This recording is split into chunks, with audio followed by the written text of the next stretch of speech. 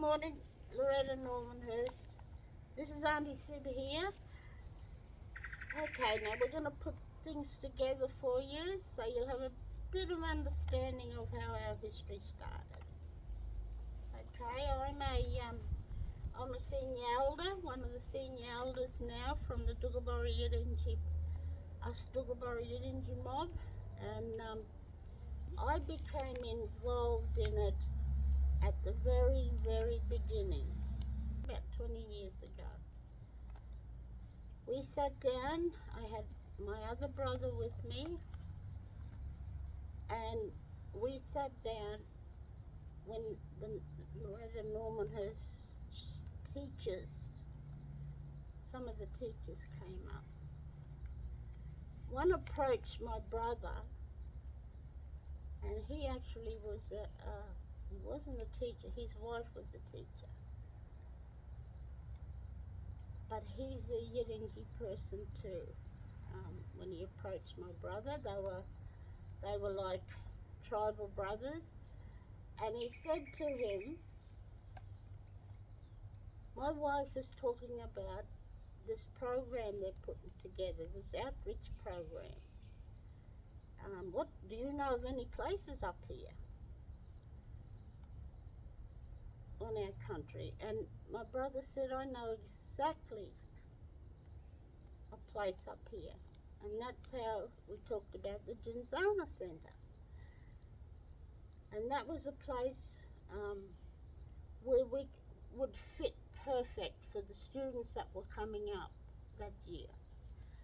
So we all sat down and we had this conversation of how are we going to do it? How is the Duggabarra mob going to do it? So my brother and I, we said, well, we can start it off.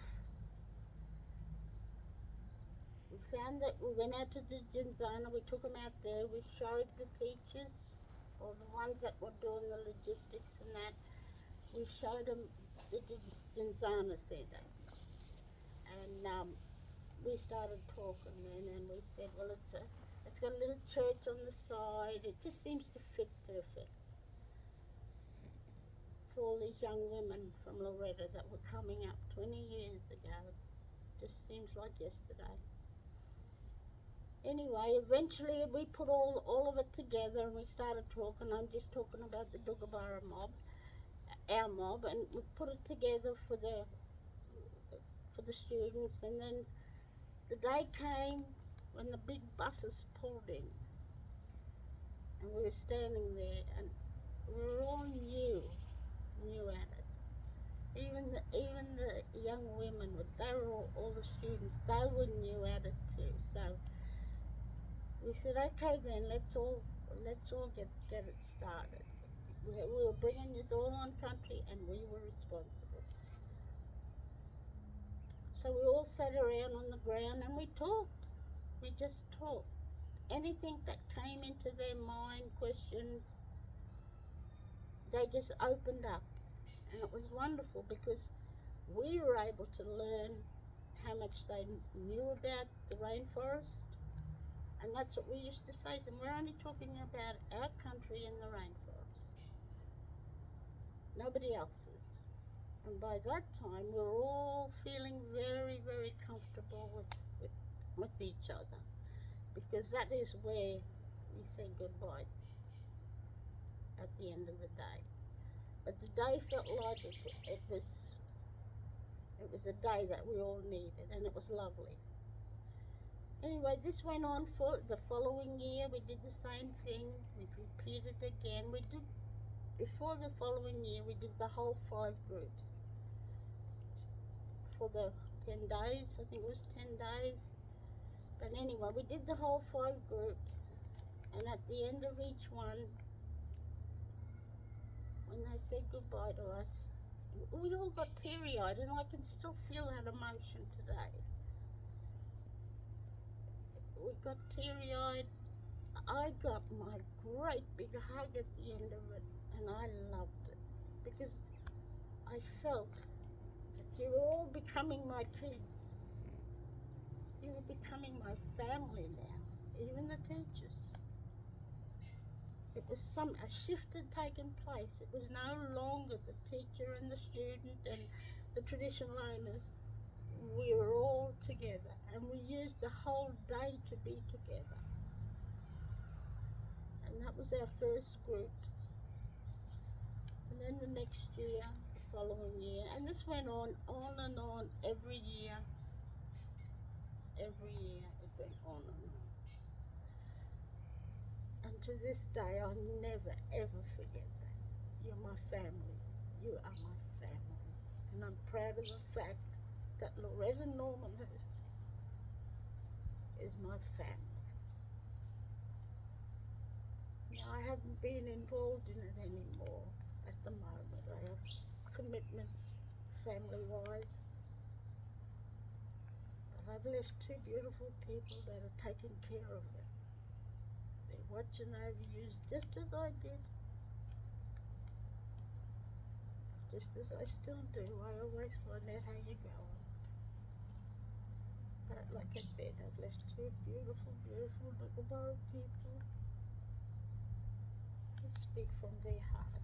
And I just want to say to you all, in the 20 years, you showed me love. And you gave me love, and I give you love back. And thank you for that.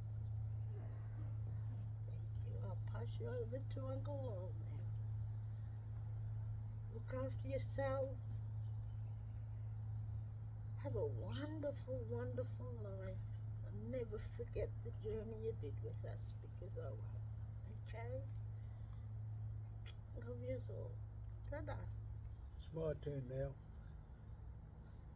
Hello students, it's Uncle Laurie here. It's good to have this opportunity to speak to you in that.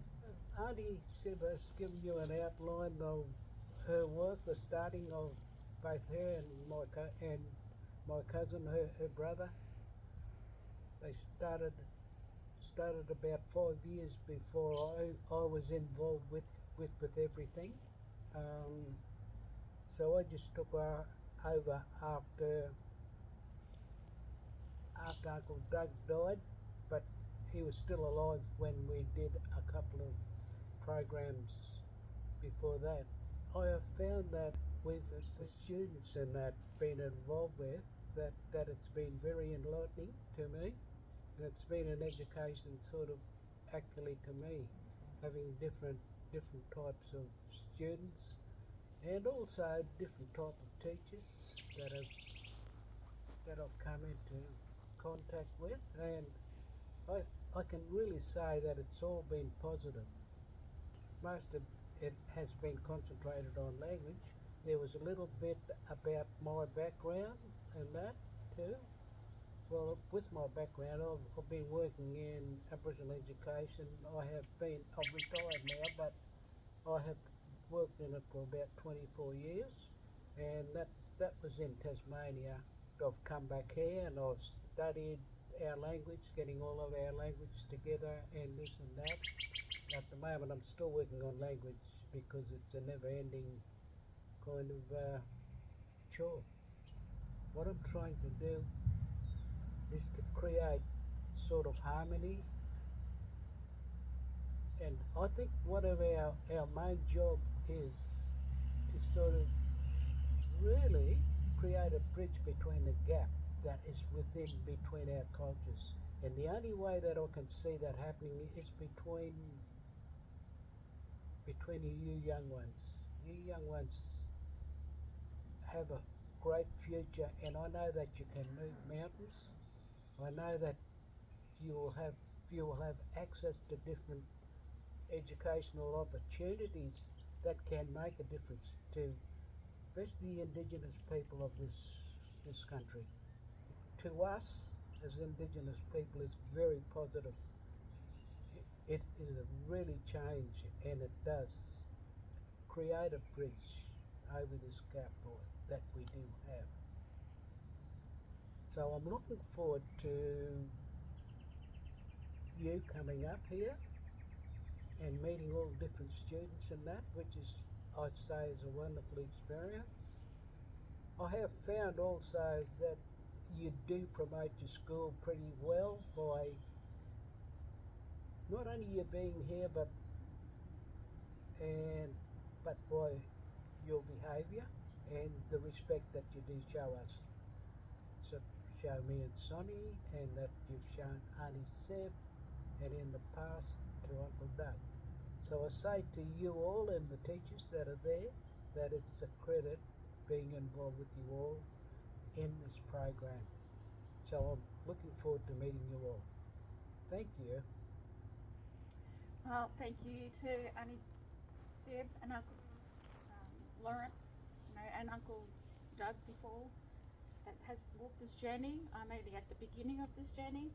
I'm very, I feel privileged and happy and feel blessed that family has, requested me to come and sit in this space now and to teach young girls, which I think is very important. I'm all about teaching our younger generation.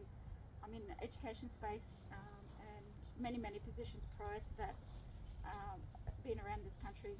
I'm living in Cairns, so I'm looking forward to this year because last year was my first year, and it makes me happy, and I know it makes my family happy, and I know it makes our country happy that we get to be able to showcase and teach and experience this together. Because I'm listening to Arnie and then Uncle, I think that's very important for our future for this country, that we're all doing this together, and I really am looking forward to seeing the next couple of years to come, whether that is me or it, is one of my other family members. We're all proud to be able to do this and have that with you girls as well, and the school. Loreto Normanhurst needs, this should be a showcase for other schools to be able to show that this is something that's very meaningful, and that this is a relationship that's been built for 20 years, but it's continued. And I really look forward to what the future holds for us all. Thank you. That's lovely.